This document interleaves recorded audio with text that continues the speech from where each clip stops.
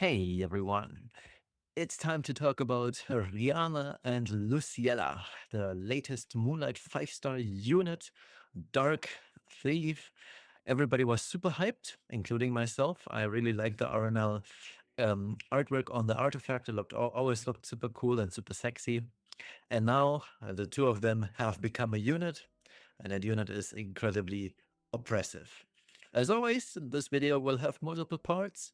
I've used RnL in my previous Guild Wars videos, not on Monday though. The last one against Ikoa, I didn't. But the other ones, I would invite you to watch these videos to see her Guild War performance. But rest assured, she's a pretty good Guild War unit. I can, before we start the actual review, just so you guys have a overview of her Guild War performance, I have tried multiple Guild War defenses with RnL. So let me show you.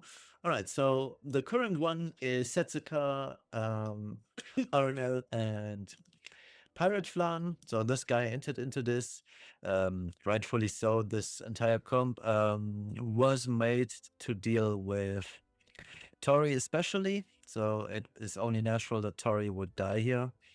Yeah, so pretty neat, I'd say. The other guys, I mean, it's easily countered. Kind of funny that he won though. But yeah, this is a natural counter to this comp. Especially the red ice area is pretty good tech.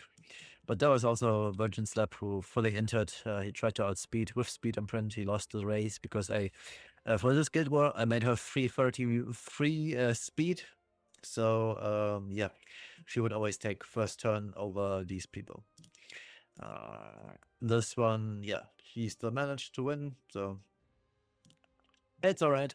So it performed well. The Guild War prior to that, I used this comp. So RB, RnL, and Nodus both were faster than Nodus, so it was RnL first, then RB. Was a pretty decent attempt, I'd say, but as you can tell, it was quickly figured out. This always clears, so it's not much of an issue. Also super vulnerable to the classic Setsuka and Fatcat comp. Also this, even though my Nodus in this case was on a symbol, but yeah, I mean, at the end of the day, it's only a 20% chance to hit the Fat Cat, and if you don't hit, then it's just kind of whatever. But yeah, overall, I believe the week prior to that, or the Guild War prior to that, I had something different. No, oh yeah, this was my first iteration. It didn't quite work out at all. I thought I wanted to trap Zero comps, but nobody used Zero in that case. So the thought process was there, but not the execution, I'd say. But yeah, I mean, it kind of worked still. I got a few shields in. I will change my Guild War defense for the last Guild War of the season as well. Because we do want to try for Emperor. We have to win our last game, and even then it's going to be super close. But yeah, that was the Guild War part. So let's dive right into what RnL does. So this is the build that I'm currently running. It's not final. Technically, like I mentioned, I can go 333, but then I'm at 2k attack and it's not worth it. So this unit isn't the easiest to build, despite what people might want to have you believe, because she naturally has a lot of crit chance, right? She has, I believe, 53% crit chance naturally, which is quite a lot. So you only need 47% from gear. And I have an insane piece because these boots, they provide 26 crit chance, so more than half of what I need. But wrong button.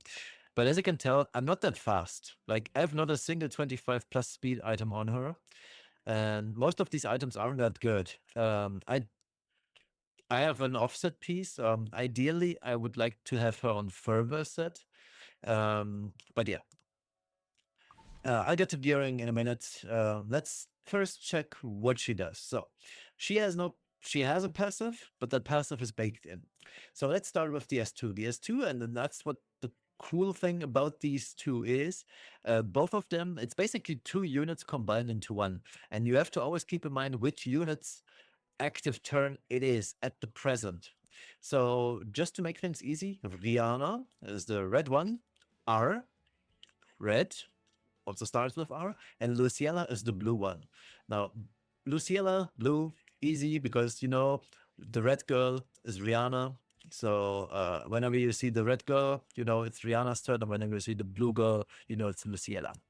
So when it's Rhianna and you start with Rhianna every single game, and Rhianna's passive, or S2, is very powerful in that it binds and decreases defense. And you can soul burn this 20 souls to ignore ER, which is incredibly powerful. And she will always do an extra attack. So she swaps in that case. Once you press S2, she will swap with Luciella, and Luciella will do a follow-up attack, Waning Moon Slash, which deals quite a lot of damage for the most part, like Biblis's. You can virtually proc Biblis's passive, and because she's bound, she won't proc her Belle Nuit, which is incredibly powerful because you just take away the most important passive of Biblis, for example. Now, if you press S2 with when Luciella is having her turn currently, you deal quite a lot of damage. First of all, you gain attack buff, which is already pretty strong. And the damage she deals on her S2 when you are playing Luciella is incredible. Especially if you soulburn. A soulburned S2, when it's Luciella's turn, can deal, and I'm not joking, up to 30k damage. Absolute madness of damage. And if the enemy's HP is below 50%, or when it reaches 50% or less, Rhianna, because she swaps out to Rhianna, will deal an extra attack, Half Moon Slash. This is the S1 essentially. So when you are Rhianna, you will inflict erosion. Erosion is a new kind of debuff, and it applies 2 stacks, and each stack nets you 5% total health of the enemy as damage, meaning because you have 2 stacks and both stacks immediately proc, you deal 10% HP of that enemy, which is kind of huge, especially against high HP targets such as Estelle or Nodos. When you are in Luciella, or when you are playing as Luciella, first you get increased attack, which is nice, and then you have a free lifesteal, and it's, for the most part, it is kind of nice to stay as Luciella for as long as you can afford to be, because you have so much lifesteal, because she deals so much damage. The lifesteal will keep you alive for quite some time. The other reason why you want to potentially stay longer as Luciella is the S3. Both of them, Pursuit of Death, launch an attack. And the crazy part is it attacks all enemies. It ignores damage sharing when you are in a PvP setup, so not in PvE.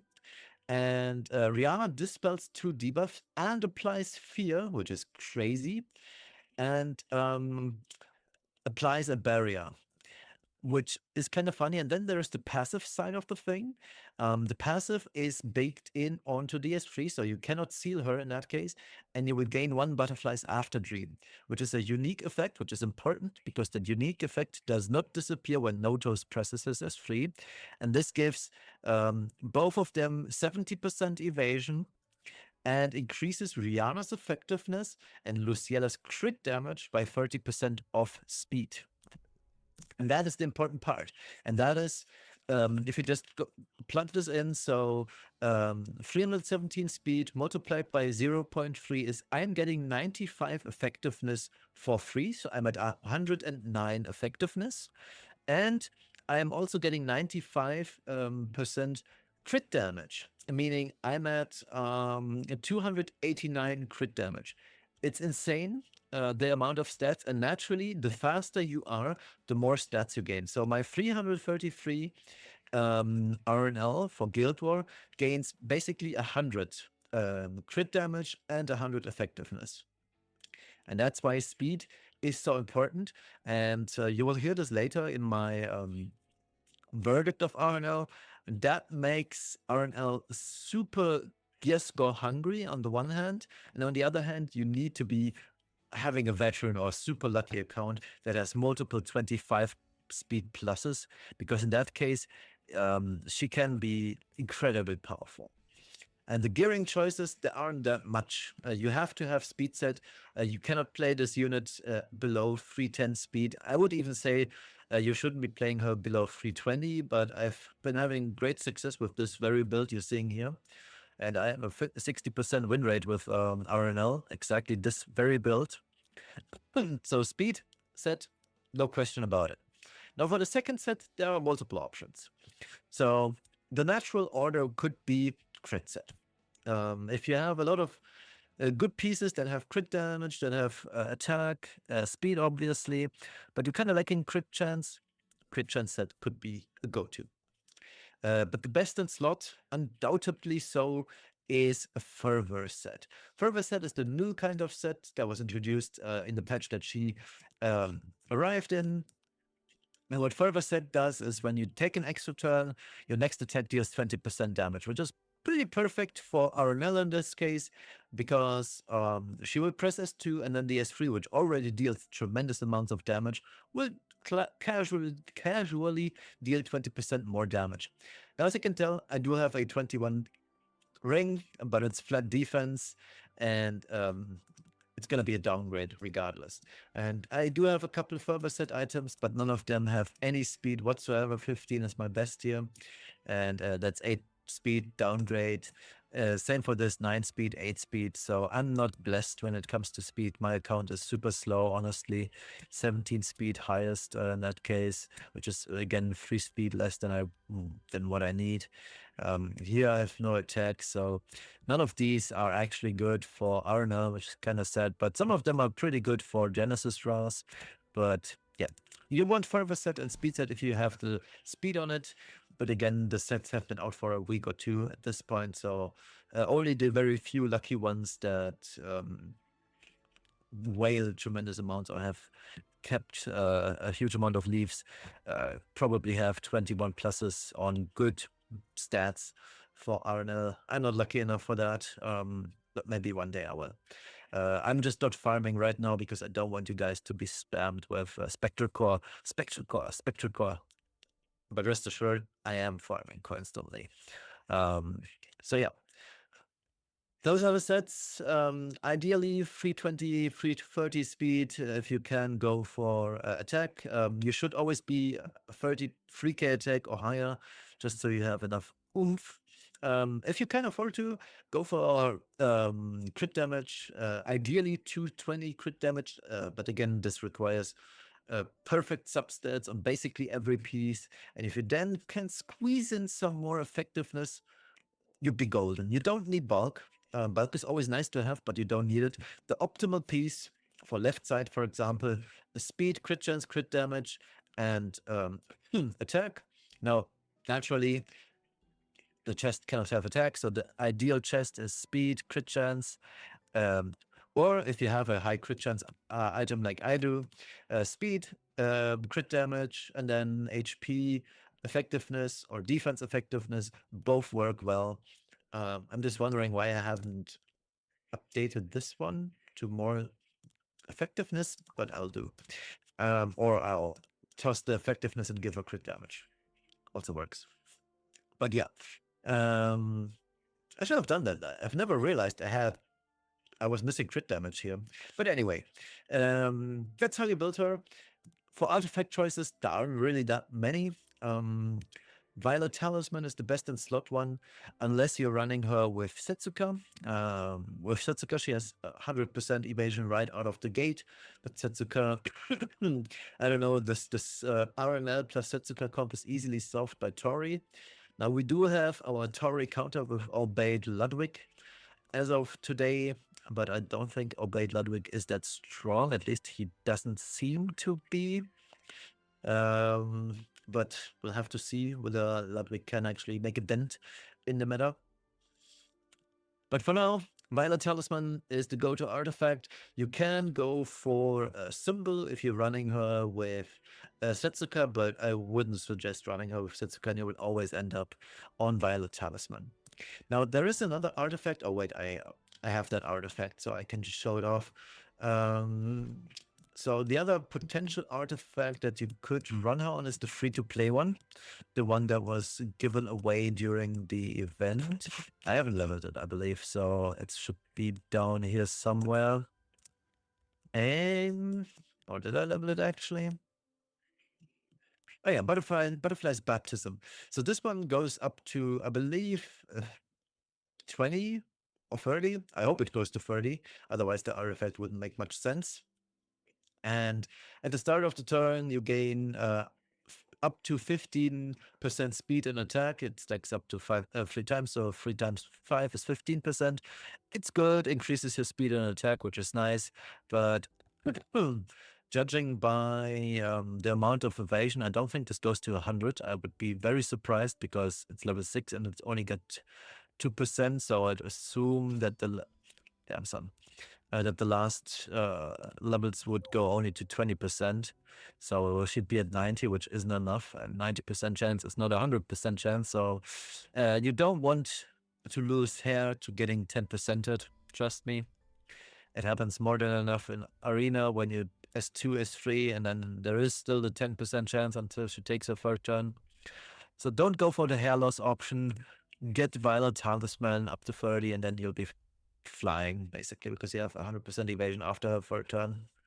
So that's how you gear her. And now let's take her for a swing in Arena and RTA. Like I mentioned, I'm skipping Guild War because I used it twice already. So again, inviting you to watch my Guild War videos where I used RnL. And at the end, we'll do a roundup, my final thoughts on the unit, as well as a classic shooty poll. So let's dive right into the Arena games. Okay, let's get some Arena showcases in. We'll start with this team now, because RnL is a fast unit, as we've just seen, and I don't want to be succumbing to 5% CR RNG. I'm just going for double imprint to make 100% sure that even if this were a 330 RnL, I will always take turn 1. However, I am on Europe. Most Europe players are not that fast, so I could just not do it. But in this case, I'm just gonna go for the safe play and go for it. We don't need the souls necessarily. My RnL has enough speed as we effectiveness as we know, so it should be fine. And then I'll show off. Whoops, she does not have gear for some unknown reason. Let's give her some real quick without taking away too much stuff. Looks fine. All she needs is 100 crit anyway for other comps that I'm using. All right, so let's dive right in here. Yes, give me the 5 flags. And as always, when you fight Arena, Biblis in Arena, we'll be going for Biblis first. So as you can tell, this is one of the really fast ones. Could also be, yeah, this is CR RNG because she's 299 and she's 18 speed faster, my RnL that is. So yeah, this enemy RnL is probably 300 speed as well. But CR RNG is always in my enemy's favor. Alright, there goes Biblis' proc. Everybody's already half dead here, which is very nice, and that's why I picked Vildred and Corley together. It's the most sensible choice here. Alright, double counter naturally. I suppose we'll get countered once again.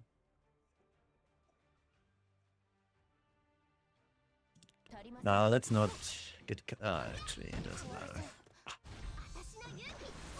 Oh, I hate this Estelle unit so much, man. Like, can we not? I would attack Estelle here. She would counter regardless. We get countered once again, and then our RnL dies, right?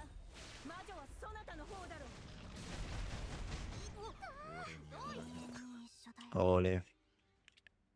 Let's heal up. Okay, we're back to full.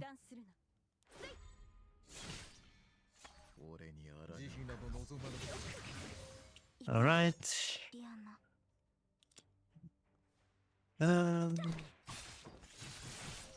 Obviously counter, but misses. Obviously counter. It's 50% chance, mind you. That's the insane part. Oh, he did not counter. There must be a bug. Alright, so this should technically kill. Yeah. So yeah, RnL is still good, but holy shit, this was more of a cringe RB showcase than anything else. Alright, let's see if we have another one that we can go for. First obeyed one, whoops. These are... none of these defenses are a good showcase, honestly. All of them... I mean, I could go for this. And it should be fine. In this case, we'll go for... Where is it? Here it is. We'll pick Xeno instead of the Briar, so we have to double kill the RB, but we still have double imprint. So let's go, I guess.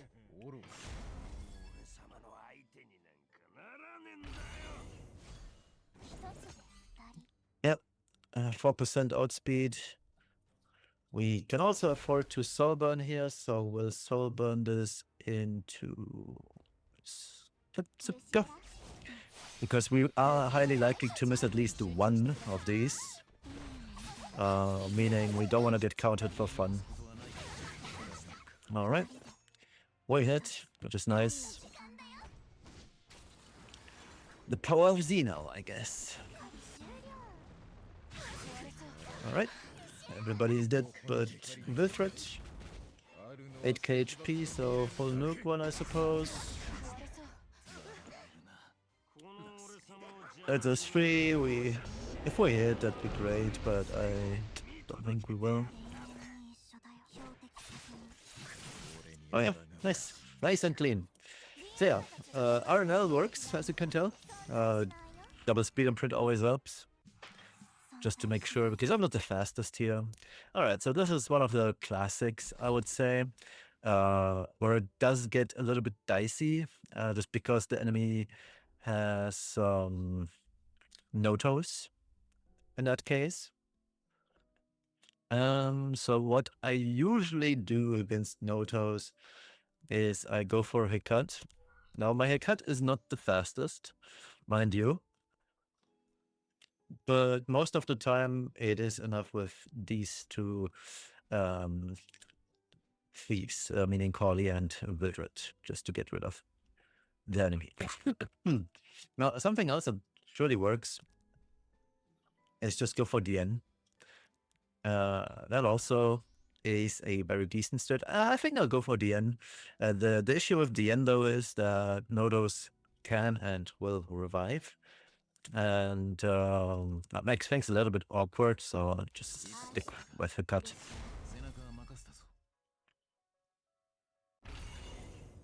And there's multiple chances for us. Again, 5%, so double imprint always helping. Let's guarantee strip the Biblis. We push above the enemy RnL. Alright.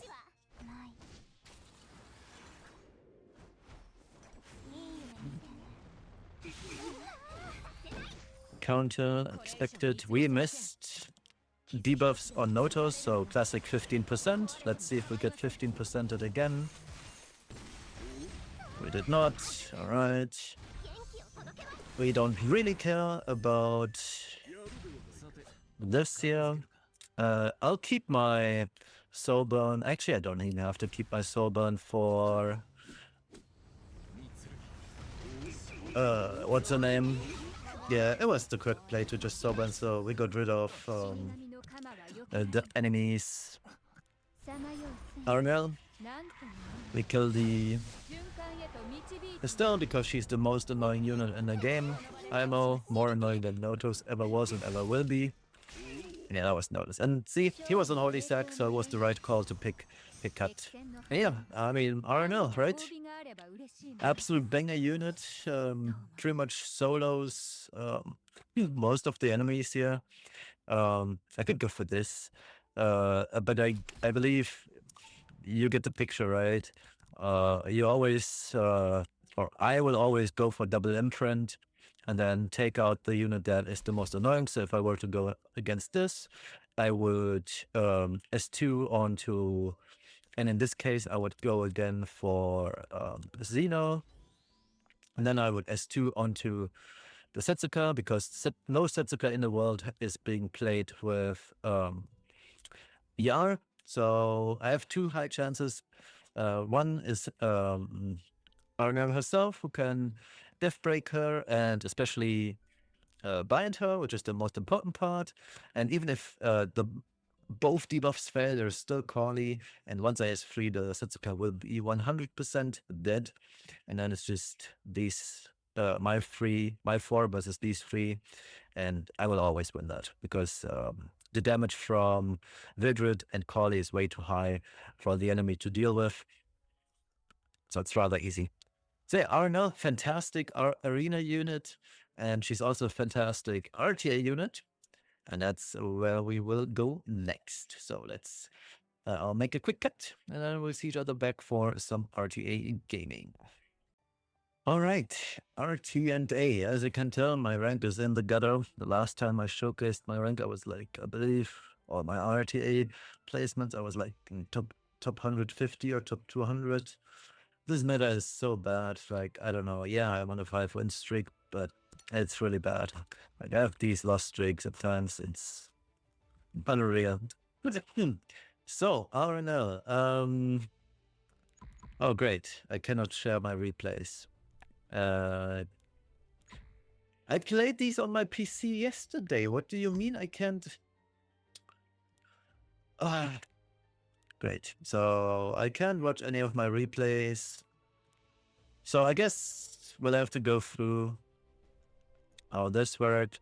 So at the end of the day, RnL basically, this was basically an Iseria RnL showcase. So what happened here, Ritoku Soban is freed onto Biblis to push her back, but my Iseria countered the S3 from Zeo with Elbrus, and I had RnL in front row, so both pushed up, and then I killed his entire team, other than Briar and Frieren. Both Briar and Frieren woke up though from the fear.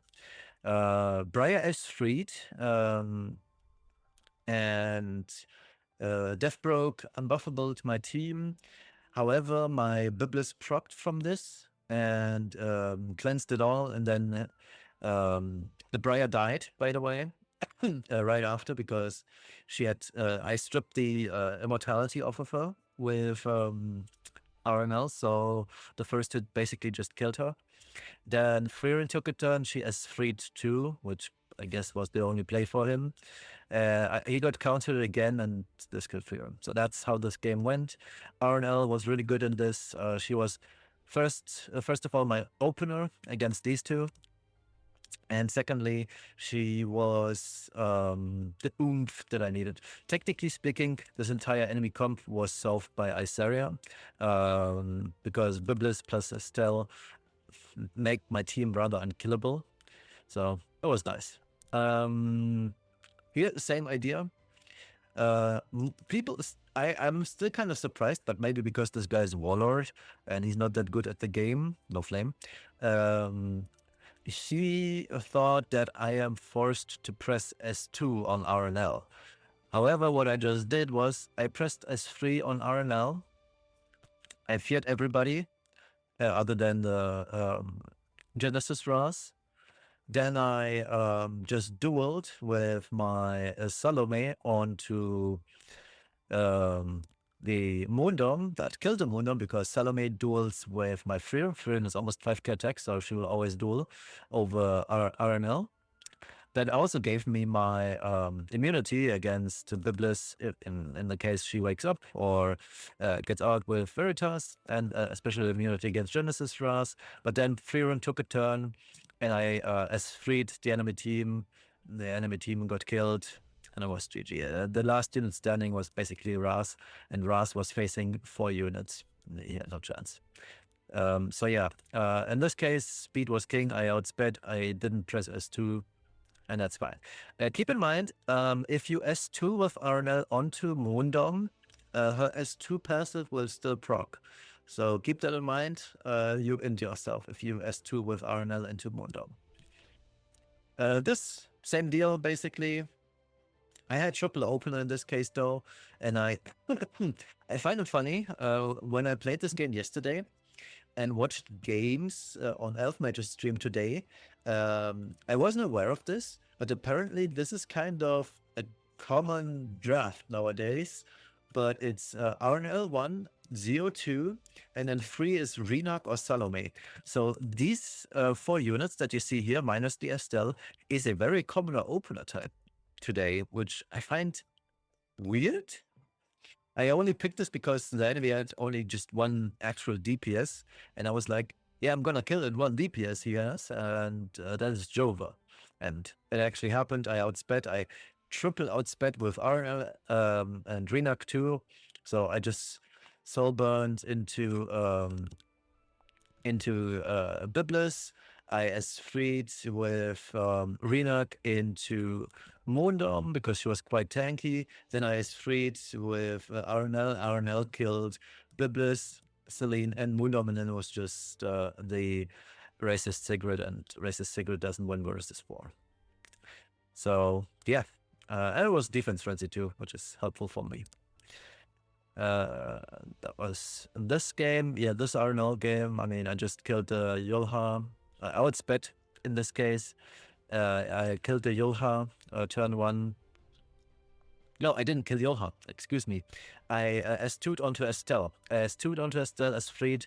Then I stole the Yulha, gave my Arya superhuman, killed the Renak, and from there on out, it was just GG. So yeah, that was how the game was played out. I would have loved to show, but yeah. Same here. Oh no, that was. Oh yeah, I lost this to basically racist Sigrid, keeping me in fear forever and ever. That was great. A great display of gameplay. Same here. And yeah, I fell victim to the same draft, right? RnL plus Zeo. Kind of ends me, especially because I also stuck in Fear Slop here for at least, I believe, 4 turns or so. Kind of dumb. I also got outsped by speed RNG basically, because Marina. I know this guy, and this guy posted his RnL in chat in channel 1 the other day, and he's only 312 speed. And Marina gets 327, so 312 multiplied by 105 is 327.6. So he's 0.6% faster if he has 5% CR RNG, and he does. So he only won this because 5% CR speed RNG gave him the upper hand. And in 99 out of 999,999 games out of a million, I outspeed this, I win this, it's gonna be GG. But I always play against lottery winners, and yeah, he got the 5% CR boost. Congrats, my brother. So that's basically RnL. I would have loved to show the games, but yeah, the game is kind of dumb. So I don't know why this happens. Like all these games, I can't click on any one of those. Oh well. Yeah. So that's the RTA showcase. I would have loved the gameplay, but at least I still know what happened in these games, so it's kind of fine. All right. For the next unit showcase, I'll just record the videos right away. That's probably easier that way. Anyway, thank you all for the RTA showcase, and now we'll go back to the should you pull portion of the video. So let's get that sorted, and then we'll do the outro. So with all these videos and whatnot, apologies again about the RTA thingy. I don't know. I was kind of low-key surprised, high-key even surprised I couldn't watch my own videos because I watched them yesterday. I was showing them to a guildmate, especially one of my later ones. Yesterday was working. Maybe it was the patch. Was there even a patch today? I don't even know. But yeah. Anyway, should you pull for RnL? The answer would be a very clear-cut yes. RnL is incredibly strong, especially for those of you who can actually build a 315, 320 speed or higher, ideally, with the necessary DPS to boot with. The unit is incredibly oppressive. She luckily solves a lot of the big issues that we have, namely Biblis. She also can fight Notos in her field, in his field. Albeit, for the most part, Notos will still kill. My Notos, for example, I can show mine real quick. It highly depends on the Nodos, right? So my Nodos with these stats will always kill most of RnL because mine deals on 1k defense, RnL, mind you. He still deals 9.9k damage. So my RnL, for example, would die to my Nodos, but I've seen a couple of RnL at 11k HP. They have a chance to survive if they have enough defense, because Nodos is as to only ignores 50%, I believe, of defense. So it highly depends, but for the most part, she will die. Depending on the Nodos, but if you pair her with, for example, Estelle, RnL will survive a Nodos S2 in his domain, and that will give you the chance to heal back up from her S1. And then there is still Estelle, right, to deal with. So RnL, incredibly powerful unit. She's super strong. She's also incredibly fun to play. I really, really like the way she plays, and the two units being one unit, it's incredibly well done. So huge props to Smygate. They did an amazing artifact justice. One of my most favorite units released this year so far. And yeah, on the other hand, what if you're a newer player, right? For newer players, the value is highly doubtful because newer players don't have access to 320, 315 speed. But if you follow just the regular stuff with all the free gear that you're getting, she should be at around 300 speed, even for newer players, because of all the free gear you get. That's a good starting point. And then we'll carry you to Masters for RTA, for example, if you want the latest RTA skin, for example. Elenaf, Imperial Elenaf is going to be the next RTA skin we're getting. So she can carry you for sure. But rest assured, when you're fighting RTA or playing in RTA, the enemy will always also take our RnL because she's that good. RnL is a first pick unit, and that says a lot about the value of her. Great unit. Definitely pull for her. I would not recommend skipping RnL. Yes, she will be in the headhunt at the end of the year, because the headhunt always presumes 6 months back, which RnL fits into. So you will be able to get her from that, but we don't know if RnL will still be meta 6 months from now. It could be the case, just like Lady of the Scales has been meta for almost a year now, but it's not a guarantee. So keep that in mind. I would pull for these two girls. They're incredibly strong. And that closes out today's video. So thank you all for watching. Hope this video was helpful. And we'll see each other next time. Bye-bye.